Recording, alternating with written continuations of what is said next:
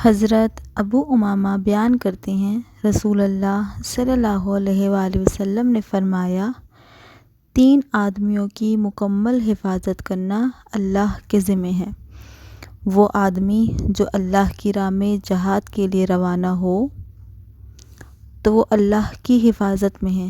حتیٰ کہ اللہ اسے فوت کر کے جنت میں داخل فرما دے یا اسے حاصل ہونے والے اجر یا مال غنیمت کے ساتھ واپس لوٹا دے۔ وہ آدمی جو مسجد کی طرف جائے تو وہ بھی اللہ کی حفاظت میں ہے، اور وہ آدمی جو اپنے گھر میں داخل ہوتے وقت سلام کرتا ہے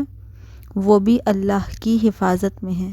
حدیث نمبر 727۔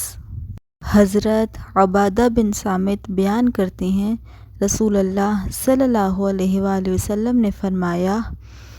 اللہ تعالیٰ نے 5 نمازیں فرض کی ہیں، جس شخص نے ان کے لیے اچھی طرح وضو کیا، انہیں ان کے وقت پر ادا کیا